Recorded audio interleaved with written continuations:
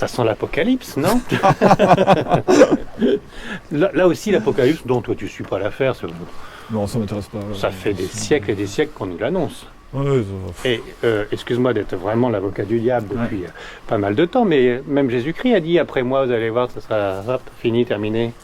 Hein? oui, ben, nous allons tous vivre la fin du monde très bientôt, puisque ça sera à l'heure de la mort. Hein. Oui, alors de notre mort à nous, c'est la fin du monde. Dans moins de 40 ans, nous allons vivre ça. Notre fin du monde, oui, voilà. oui, tout à fait. Il ne faut pas chercher plus loin. Hein. Je pense que la réponse est là. Très bien répondu.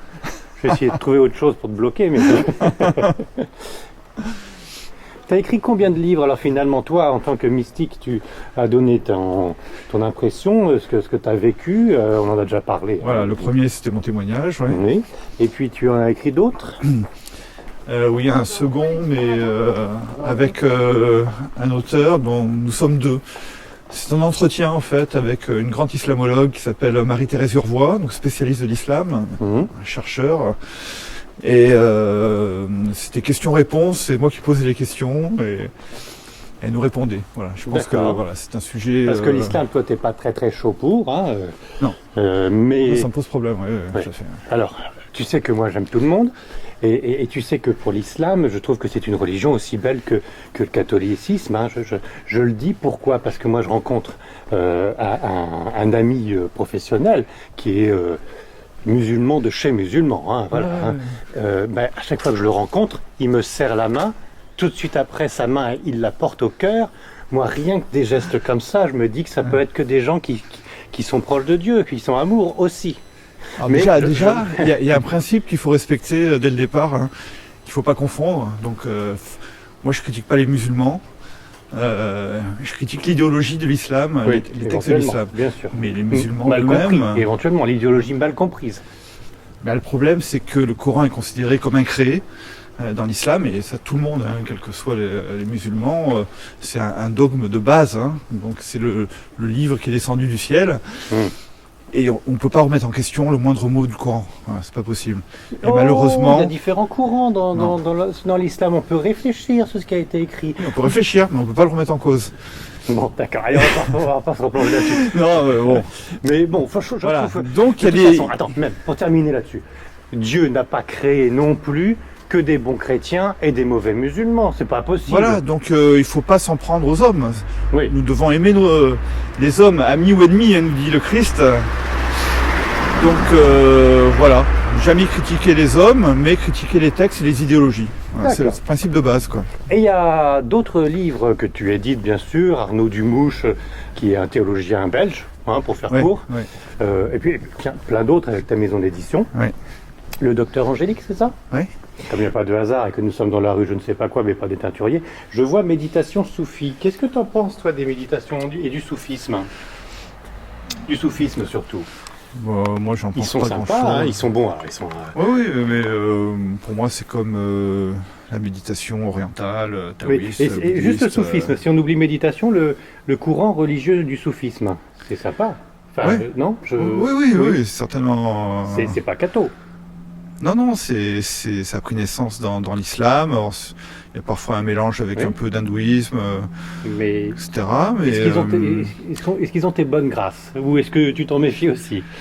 Disons, pour les gens vivant dans leur culture, c'est vraiment très bien, excellent. Mais pour nous ici en Occident, je trouve qu'on n'en a pas besoin. Mais les soufis eux-mêmes sont quand même musulmans et... donc ils respectent les dogmes de l'islam, le Coran pour eux est incréé. D'accord. Ils ont fait la profession de foi. J'aurais pas dû retomber là-dedans, Non, d'accord, ok. Et Mahomet est leur prophète. Ok. Là, nous sommes devant la chapelle du Verbe incarné. Dites donc, mais oui. Alors moi, je tournais le dos à la chapelle du Verbe incarné et j'étais là en train de regarder le soufisme. T'as raison, Louis. Alors, ça fait longtemps qu'il n'y a plus de chapelle. Hein. C'est un théâtre depuis longtemps. Mais dites donc, il y a de l'hébreu là, on dirait de l'angiologie sur les côtés, les deux signes. C'est vrai. Ouais. On dirait la langue des anges. Chapelle du Verbe incarné. Première fois que je vois en France une chapelle appelée ainsi. Ouais, il y avait un couvent en 1639. Enfin, au lieu de mettre la chapelle du Verbe incarné, ils n'auraient pas pu mettre la chapelle de Jésus-Christ. C'est curieux, hein. Bon, t'as raison, je regarde plutôt à droite qu'à gauche. On fait pas de politique. Non, mais justement, l'intérêt du soufisme, c'est que il n'y a pas l'aspect politique de l'islam, justement. Voilà, ce qui est c'est beaucoup intéressant. plus ouvert et Voilà, c'est plus aimant. spirituel. Oui, Voilà. oui, oui. Ah, C'est à l'opposé du salafisme. Bon. Voilà. donc quitte à se renseigner sur la religion musulmane, allons voir du côté soufisme Oui, parce oui, que c'est plus doux. Oui, tout à fait. Quitte à ce qu'on me dise autre chose après par internet, mais enfin voilà, ils ont l'air sympas. Alors, nous approchons. Je pensais pas aller jusque-là, mais comme on n'est pas loin, Ah, moi non plus, y compris dans la discussion. Hein. nous allons tourner à gauche et on va se retrouver à la place des Corsins. Et là, il y a l'église des Corsins, qui n'est plus une église hein, aujourd'hui, enfin extérieurement oui. Et c'est là qu'était enterré Pierre de Luxembourg, justement, qui a fait ses miracles. Hein. Notre bon Pierre. Alors, je ne connaissais pas ce restaurant qui a dû changer de nom. Il s'appelle l'Agapé. Alors l'Agapé, en grec, c'est l'amour. Hein, c'est l'amour de Dieu, Eh oui. l'amour universel. Hein. C'est un joli nom qu'ils ont trouvé là. Et on fait des agapes aussi quand on Ouais, hein. ouais. Oui, les agapes, c'est un festin. C'est peut-être plutôt dans ce sens-là, Oui. parce que je vois pas l'accent. Hein. C'est possible. Alors voici l'église des Corsins, qui aujourd'hui est vide. Hein, il y a Et comment vous écrivez Corsin? comme un corps. Saint. Saint, Ah, voilà. d'accord. Donc c'est là qu'était enterré Pierre de Luxembourg et qui a fait des tas de miracles avec tous les gens qui venaient se prosterner et se recueillir sur son corps. Et qu'est-ce qui a marqué alors? Alors à l'époque c'était le cimetière des pauvres, construite en 1369. Et après c'était transformé en chapelle. Bon, Oh, bah, c'est la chapelle de Saint-Michel et de tous les saints. oui, voilà. Ensuite, Oh, bah alors. maintenant c'est une galerie d'art. Hein, Ah zut, elle a été désacralisée? Oui, oui, il n'y a rien à l'intérieur. Quelle horreur! Eh oui. C'est-à-dire que quand on va dans la galerie d'art, on aurait encore des miracles? Qui sait? Eh oui, peut-être si on fait appel à Pierre de Luxembourg. Hein, Et prier Pierre pour de nous. Luxembourg, il n'est pas enterré là, il y a les reliques dans Non, l'église. c'est lors de la Révolution française, tout a été enlevé et Ah oui. dispersé. Il y avait aussi un des papes d'Avignon qui était enterré là aussi. D'accord. On peut continuer par là, on va rejoindre la rue que je recherche. Ah, on l'a enfin trouvé. On n'est pas tout près. Hein, Bon, On va peut-être couper par une petite rue d'ailleurs. Là. coupons, coupons. Ah si, il faut que je te montre. C'est à l'angle de l'autre rue. Ouais, mais il y a un peu de monde. C'est pas grave. Pas très discret. Hein. On n'est va pas les discret. pousser, là. on va les pousser. Juste au-dessus de leur tête, là, à Oui. l'angle, Ah il y a- oui. il y a une statue, c'est pas une Vierge Marie là, mais c'est Bénézé. C'est celui qui a eu la vision pour construire le pont Saint-Bénézé, le pont d'Avignon. Ah, le pont d'Avignon qui s'est écroulé depuis. Donc c'est la seule statue de Bénézé, elle est là. Et c'est un saint parce qu'il a construit un pont. Oui. Oui, il a eu je me rappelle plus l'histoire exacte, mais enfin bon, on dit que c'est une légende hein, aujourd'hui. Bah oui. Mais il habitait pas ici, hein, il a eu une vision, on l'a appelé à venir faire construire ce pont. On l'a appelé. Bien entendu, il n'y avait pas de portable à l'époque. Une voix, là. Une voix, elle lui a demandé de venir jusque là. Et bon, il a créé toute une équipe hein, pour construire ce pont qui faisait le lien entre la partie papale et la partie française. D'accord. On parle des voix et on est passé devant une maison qu'on n'a pas filmée d'ailleurs. Mais tu m'avais dit que tu étais passé devant un ami qui était schizophrène. C'est ça, tu me disais. Hein. Oui, oui. Et qu'il il entendait des voix. Il entend des voix toujours, oui. Et il entend toujours des voix, le pauvre. Ouais. Mais ces voix, elle lui disait quoi? Et, dernièrement, elles lui ont dit de balancer tout par la fenêtre, c'est ça? Et Oui, il obéit enfin, aux voix. c'était il y a quelques années, mais aujourd'hui, je l'ai vu récemment et il me disait que il m'a pas donné de détails, mais il me dit que c'est pas positif. Quoi. Voilà. Ils sont pas gentils. Ils sont pas Les voix gentils. qui lui parlent sont pas gentils avec lui. Hein. Alors, naturellement, la médecine dit qu'il est schizophrène et qu'il faut le Ouais, avec les médicaments, ça se calme. Voilà. Il entend les voix, mais bon, il se contrôle quand même. se contrôle. Il n'obéit pas aux voix. Voilà. Mais il entend toujours les voix. Ouais. Et pour ceux qui sont un peu mystiques ou branchouilles paranormales et ésotériques, on dit tout de suite que c'est des esprits qui sont en train Il de... est possible que ce soit une forme de possession. Moi, je pense que c'est possible. Ouais. Tout à fait. D'ailleurs, je lui ai demandé qu'il me fasse un livre, qu'il m'écrive un livre, et il veut pas. Même les voix ne veulent pas écrire... Je sais pas. Ouais, il a peur. Il a peur que si Il vit un enfer, donc il vit un enfer. un petit peu. Bon là, il a l'air bien. Ça va mieux comme avec les médicaments. Mais ouais. C'est pour ça que c'est déjà pas mal de proscrire l'alcool dans certaines religions, parce que... Oh, il était bouddhiste. Hein. Je l'ai connu. On était bouddhistes tibétains tous les deux. Ah, et il allait bien à l'époque? Et il avait l'air d'aller à peu près bien. Il avait pas ses voix à l'époque, si, déjà? Non, ça a commencé après. Ça a commencé après. C'est pas la première fois qu'on me Et il raconte. faisait beaucoup de tirages de tarot, enfin Ouais. il a tout essayé quoi. C'est pas la première fois qu'on me raconte que quand on pousse un petit peu une introspection spirituelle, méditation et compagnie, on commence à entendre des voix, mais qu'on va pas mieux après parce qu'on est plus perturbé qu'avant. C'est pas la première fois que j'entends que quand Ouais. on pousse un peu 2-3 stages un peu trop poussés, C'est vrai, on ça en peut ressort arriver, un peu oui. plus tordu Ouais, qu'à ouais, c'est vrai. l'arrivée. Ça peut être dangereux. Alors là c'est dommage, on n'est pas loin, on va passer devant quand même. Oui. C'est l'ancienne gare d'Avignon.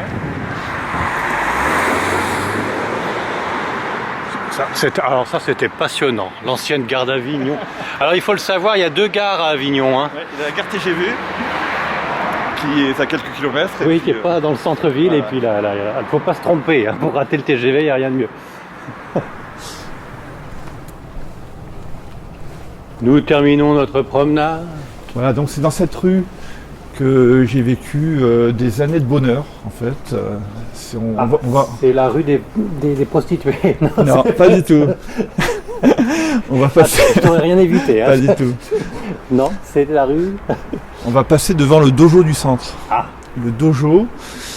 Et c'est là où j'ai pratiqué pendant 9 ans de ma vie, d'abord le kung-fu, le tai chi, le qigong, la L'aïkido. méditation, taoïste, bouddhiste. L'aïkido. Non, Ah. il y a de l'aïkido mais j'en ai pas fait moi. Et là, alors pourquoi des années de bonheur? Parce que c'était une découverte pour moi extraordinaire, une connaissance de soi, une introspection, enfin une découverte merveilleuse, quoi. Des textes taoïstes, des pratiques taoïstes, auprès d'un professeur, un grand spécialiste qui s'appelle Gérard Head. Voilà, on était plongé dans un autre univers, quoi. Mais ce professeur, il enseignait du sport ou de la philosophie? Je comprends pas Il bien. enseignait la méditation, la médecine chinoise, la phytothérapie, l'ayurveda, le kung-fu, le tai il a écrit chi. des livres, bien sûr. Il a écrit une trentaine de livres, il continue toujours. Bon, maintenant il n'est plus à Avignon, hein, il est du côté de la Savoie, je crois, ou de la Suisse. Gérard Head, Oui, qui s'écrit E2DE. EDT. Et donc c'est ici au dojo du centre que j'ai passé vraiment des centaines d'heures, vraiment Sur le tatami quand même. sur le tatami avec d'autres personnes. Bon, c'était là où tu as passé 7 ans de 9 bonheur, ans, 9 9 ans, ouais. et où tu es en train de me dire que pour un perfectionnement spirituel, pour une avancée spirituelle, Ouais. il faut y faire travailler le corps. Oui, voilà, dans le taoïsme, il y a un principe de, comment on peut appeler ça, de globalité, enfin, c'est-à-dire c'est corps-esprit, et tout influe sur toute chose, donc l'esprit agit sur le corps sur l'esprit, et donc on agit autant sur le corps avec les exercices de santé, que sur l'énergie avec le qigong, que l'esprit dans la méditation, et c'est ce qu'on appelle l'alchimie taoïste. Voilà, donc j'ai pratiqué l'alchimie taoïste, l'alchimie interne pendant 9 ans, et un peu plus maintenant. Et si je me souviens bien dans nos anciennes conversations, tu en étais revenu aussi du taoïsme. Oui, j'en suis revenu, mais ça reste pour moi quand même quelque chose Fondamental. de très spirituel. Oui, tout à fait. Il faut passer par là. Pas obligatoirement, mais le Tao Te Ching, hein, le livre Lao Tzu, je peux le relire aujourd'hui et je le trouve toujours aussi merveilleux, quoi. Et je conseille à tous de le lire. Hein, Le Tao Te Ching. Tao Te Ching. Lao Tzu, 500 ans avant Jésus-Christ. Ah oui, quand même. Donc c'est le premier taoïste vraiment qui a écrit des écrits, un écrit qui est une référence pour tous. Alors là, je recherche une rue, j'espère que c'est celle-ci, où on va pouvoir voir des peintures, des portraits des papes d'Avignon. Mais des peintures Sur une façade de maison. Oui. Mais de notre siècle ou Non, les papes d'Avignon de l'époque, là. Ah, alors on Mais- est mais rue je me Félix souviens- Gras. Je me souviens plus, j'ai un petit trou là. On est rue de la Petite Calade. Ouais. Ah, je trouve plus quelle rue.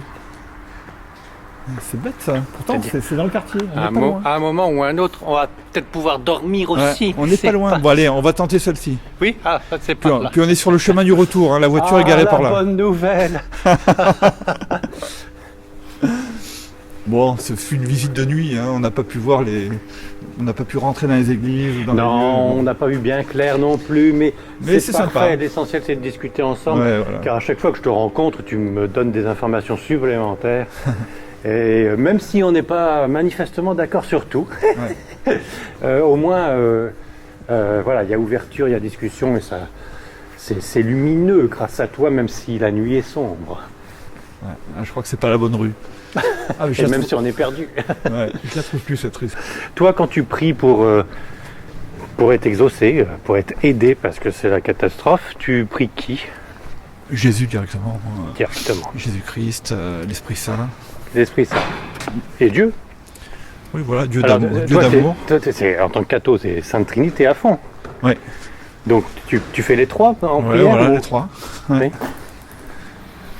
Mais moi, en tant que catho, j'ai du mal avec cette Sainte Trinité. J'ai pas du mal à Non, la on a du conception mal, de la hein. Sainte Trinité, mais Alors là aussi, il y a une curiosité. oui, d'accord, oui. Bon, là, c'est une galerie d'art et un restaurant, mais à l'étage, il y a des salles de spectacle et de conférences, et c'était les Templiers ici. Et il y a il y a un ascenseur avec une entrée sympathique à regarder, à se filmer. C'est pas les fresques des papes, hein, sinon ils auraient mis des Non. jupes, ça fait pas. Alors, on voit un garde suisse du Vatican qui est là, je ne sais pas pourquoi. Ah, c'est pour l'ascenseur. Voilà, qui garde l'ascenseur.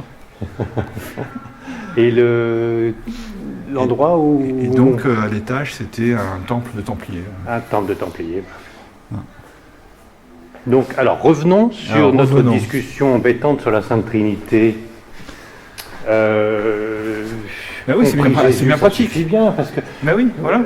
il a bien quand même dit qu'à travers... Enfin, Voilà. sans lui, ça, on n'accède à rien, quoi. On doit passer par lui pour Aller au Père. Et pour aller au donc, Père. Donc, après, il a dit aussi, je m'en vais, mais je vous laisse le Saint-Esprit. Mais le Saint-Esprit, il est un peu... Comment tu le définis, toi? Tu le définis comme une colombe, c'est tout? on peut pas le définir, puisque c'est l'esprit. Mais on peut dire que c'est aussi l'amour de Dieu. Voilà. Moi, je prie le Dieu d'amour ou Jésus. Voilà, en Oui, donc tu général. le pries sans vraiment le définir. Mais c'est-à-dire Jésus, ça aide à le définir. Hein. Oui. C'est ça qui est pratique. Hein. C'est Oui. parce qu'on peut un petit peu le visualiser. Ça peut aider, quoi. Oui, parce qu'il est comme nous. Enfin, Ouais. il est pas comme nous, mais il s'est fait homme. Ouais. Ouais.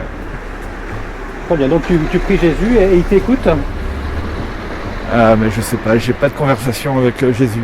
Ah bon? C'est-à-dire que J'ai bien envie de tenter, Mais mais tentons. est-ce qu'on a 2 minutes en plus? c'était la fin d'élévation. Dans cette ruelle sombre, plus jamais nous en ressortirons. Et alors, dommage. il te répond Jésus ou il te répond pas? Non. Non, j'ai Alors, pas tu eu de pries, réponse. non, enfin, t'es pas le seul, hein. Hélas. Même à propos de, donc, on parlait précédemment de mes expériences mystiques que j'ai racontées dans mon livre. C'était il y a quelques années, mais ça fait un moment que je n'ai plus rien. Plus d'apparitions, je n'ai plus rien, de petits plus aucune messages, plus de signes. expérience, plus de songes. Ça fait depuis la dernière fois qu'on s'est vu, en fait.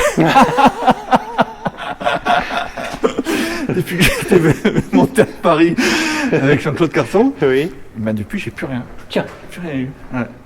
ils sont peut-être pas Mais bon. contents que t'en aies parlé. Non, mais c'est pas plus mal en fait, hein, parce que c'est ce qu'on appelle parfois la nuit obscure. Oui. Je suis dans une nuit d'essence en Oui, ce moment. oui. La news, c'est Sainte Thérèse Et voilà, et de Saint Jean de la Lisieux Croix. qui Ouais. a eu ce petit problème-là, comme beaucoup de saints. Hein. Oui, oui. Et Saint Jean de la Croix l'a beaucoup expliqué dans ses livres, et ce n'est pas parce qu'on ne ressent rien Ils sont plus là. qu'il se passe rien. Ouais. Au contraire, c'est comme une sorte de purification certainement. Il ne nous reste plus que la foi. Et encore des fois, même la foi, elle vacille un peu. Dans ces moments-là, on est un oui, petit on peu est éprouvé, déprimé. on est éprouvé. Oui. On n'est pas comme le pauvre Job. On n'est Job. pas comme le pauvre Job, mais pas loin. Voilà. Oui, il y a épreuve. Donc ça fait déjà... Il y a interrogation. Ça fait 2 ans que je ne ressens plus rien et que j'ai beaucoup de mal à aller à la messe et à pratiquer quoi que ce soit. Et les seules prières que je fais, c'est souvent pour les gens qui m'entourent et qui souffrent en fait, Oui. qui sont malades. Voilà, je continue à prier pour les autres, mais je ressens rien. Je ressens plus rien. Donc la prière, c'est quand tu peux pas physiquement faire quelque chose. Donc au moins tu t'en remets à Dieu pour des choses qui te dépassent. Ouais, ou voilà. voilà. J'ai gardé la confiance, la Bon. foi, Mais la confiance en Dieu. Mais tu as toujours un plaisir d'assister à l'Eucharistie, à une messe. Oui, ça me fait du bien. Ça Oui. me fait du bien. Oui, oui. Et tu as toujours le plaisir de t'adresser à Jésus, même s'il ne te répond pas, ou même s'il t'a jamais répondu. Oui, enfin, on ne peut pas appeler ça un plaisir, mais Besoin. la confiance est là. La confiance est là. Ouais. Ce que je comprends pas non plus, c'est pourquoi Jésus laisse faire autant d'horreur, même Dieu. Je ne comprends pas pourquoi Dieu laisse faire autant d'horreur sur terre, sous prétexte que c'est lui qui a demandé de le faire. j'attaque aucune religion, mais enfin voilà, depuis depuis que le monde est monde, c'est Jésus qui a dit c'est Dieu qui a dit de faire tel massacre, c'est Dieu qui a dit d'aller tuer toute une peuplade. Enfin, comment Dieu laisse faire ça? Ah oui, non, mais ça c'est inadmissible. Hein. Bon, c'est dans l'Ancien Testament qu'on peut trouver par exemple, lorsque à l'époque de Noé, l'humanité de l'époque a été anéantie par Dieu. C'est inadmissible. Enfin, moi aussi, j'ai beaucoup de mal avec l'Ancien Testament, en fait. Oui, mais même encore maintenant. Ah, ça y est, on est passé à côté, on n'a pas vu. Ils sont là. Ils sont là, nos papes. C'est l'Académie des Neufs, les 9 papes. Oui, enfin bon, grande question, mais enfin c'est vrai que, comment, inversons la question. Enfin bon, on peut se dire que dans la jeunesse, les livres tellement anciens, c'est mythique, oui, symbolique, il faut aussi, le prendre de façon symbolique. Oui, quoi. mais même dans la vie quotidienne... ça continue, hein, ce genre de truc. Il y a toute une souffrance qui est engendrée par le péché de l'homme, par l'homme. Hein, oui, mais voilà, c'est pas Dieu qui le demande. Non. Mais c'est plutôt l'être humain qui utilise Dieu pour faire ses horreurs. Hein. Dieu ne l'a pas voulu. Ouais. Donc ça, faut vraiment le dire et répéter, Dieu est amour. Ouais. Et dès que ça va à l'encontre de l'amour, faut se méfier si quelqu'un ose dire le contraire en son nom. Donc en effet, la nuit, on voit pas grand-chose. En effet, et de toute façon, ce n'était pas du tout passionnant. Mais ce qui était passionnant, c'était notre discussion. Ouais. Parce que là, on a je vois qu'ils ont mis 9 papes, hein, donc il y a les antipapes.